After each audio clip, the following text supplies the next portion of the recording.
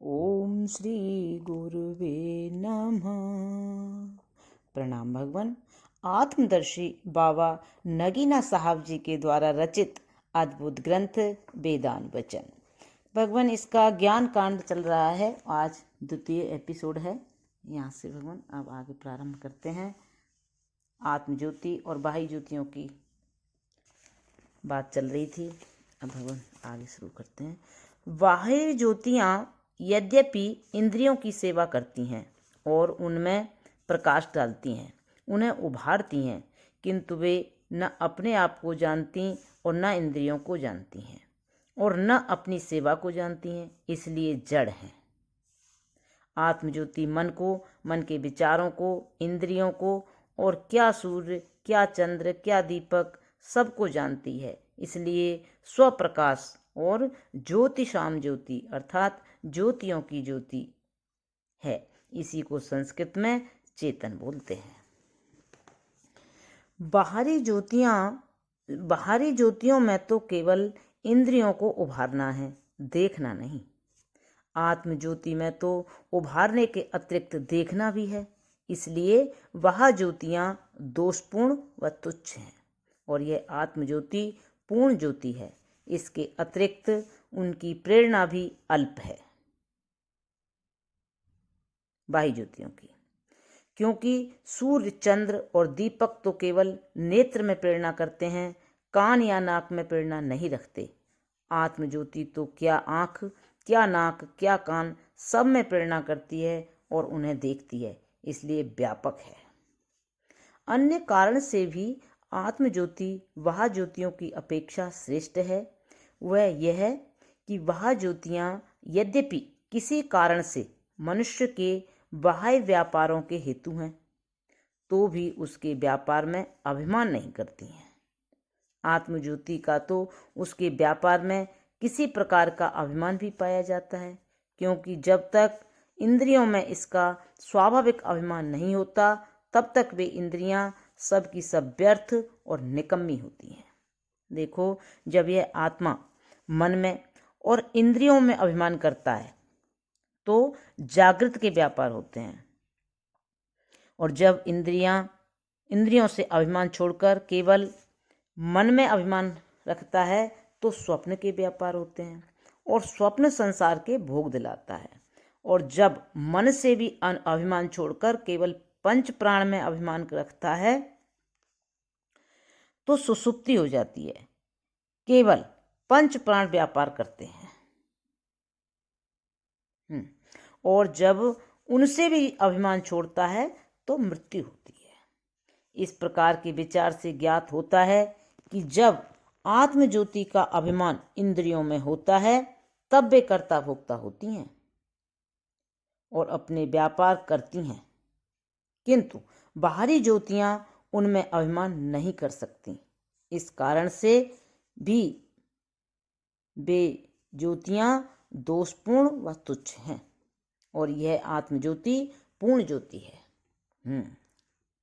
आत्मज्योति के अधीन है सब, और वे जड़ हैं, यह चेतन है। सूर्य, चंद्र, दीपक आदि ज्योतियां बाह्य ज्योतियां जड़ हो गई और आत्मज्योति यह चेतन है। यह मान लेना चाहिए कि आत्मज्योति का अभिमान उसका स्वाभाविक नहीं है, वरन कल्पित है, क्योंकि जैसे जैसे मनुष्य के कर्म उसके भोग के लिए उदय होते हैं, वैसे वैसे उसका स्वाभाविक अभिमान उनके बर्ताव के लिए होता है। जब वे कर्म समाप्त होते हैं तो वह इस प्रकार के अभिमान से भी अपने स्वरूप में शुद्ध और पवित्र दिखाई देता है।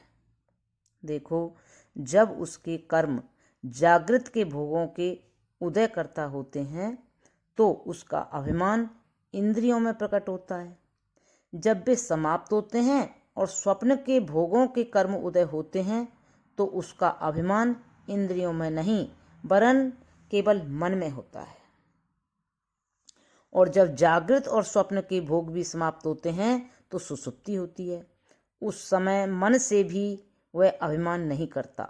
बहुत क्या लिखें, जब जीवन के कर्म भी समाप्त हो जाते हैं तो पंच प्राण से भी वह अभिमान नहीं करता और मृत्यु होती है। इस प्रकार के अवलोकन और अनुभव से ज्ञात हो सकता है कि उसका अभिमान भी स्वाभाविक नहीं वरन कल्पित है, और यह कल्पना मनुष्य के कर्मों के कारण उसमें होती है। फलतः जिस प्रकार सूर्य के प्रकाश के लिए नेत्रों का स्वस्थ होना आवश्यक है, उसी तरह उसके अभिमान के प्रकाश के लिए भी मनुष्य के भोग कर्मों का होना आवश्यक है। यह स्पष्ट है कि जब नेत्र स्वस्थ होते हैं तब सूर्य उनमें प्रकाश करता, उन्हें व्यापार के लिए उभारता है। इसी तरह जब मनुष्य के भोग कर्म उदय होते हैं तो आत्म ज्योति भी उसमें अभिमान का प्रकाश करती और उसके व्यापार में प्रेरती है। पर जैसे सूर्य का प्रकाश आंख से लगावट नहीं पाता वरन पवित्र का पवित्र रहता है, उसी तरह आत्म ज्योति भी किसी इंद्रिय से लगावट नहीं पाती वरन पवित्र की पवित्र रहती है। संक्षेपतः यह कि इस आत्म ज्योति में कभी जागृत, कभी स्वप्न, कभी सुषुप्ति होती है, और जैसे जैसे मनुष्य के कर्म उदय होते हैं वैसी वैसी उस मनुष्य की अवस्थाएं पलट जाती हैं और उसके सब व्यापार और भोग इसी आत्म ज्योति में पूरे होते हैं। वरन मृत्यु के बाद भी जो व्यापार होते हैं वह भी इसी आत्म ज्योति में पूर्ण होते हैं, क्योंकि मृत्यु के बाद या तो वह देवयान या पितृयान की सड़क पर चलता है या अधोगति में गिरता है।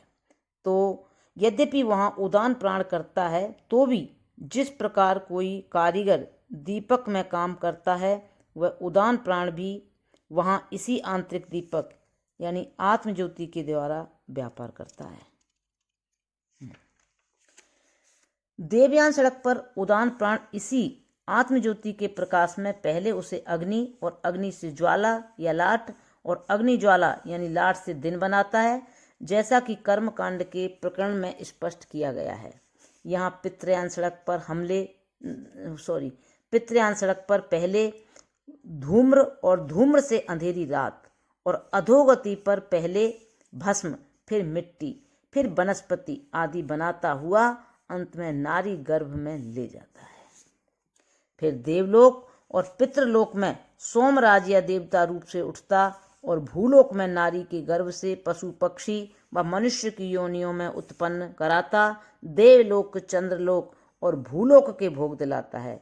ये सब व्यापार क्या लौकिक, क्या पारलौकिक, क्या आध्यात्मिक, क्या आदि भौतिक, क्या मानवीय, क्या ईश्वरीय, ये सब उसके कर्मों के उदय होने पर होते हैं और उदान प्राण उनका करता है।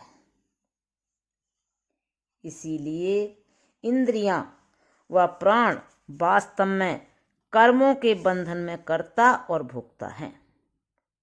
इसीलिए इंद्रियां व प्राण वास्तव में कर्मों के बंधन में कर्ता और भोक्ता है, किंतु उनके भोग और व्यापार की पूर्ति अथवा समाप्ति इसी आत्मज्योति के आश्रय में होती है। इसलिए यह समस्त व्यापार का आधार व अधिष्ठान है। जहाँ ऊर्ध्व और अधोगतियों पर केवल उदान प्राण व्यापार करता है, मतलब अथवा लौकिक व पारलौकिक मार्गों पर केवल उदान प्राण व्यापार करता है, तो इसी ज्योति के अभिमान से करता है और इसी के अभिमान के कारण सृष्टा नाम पाता है।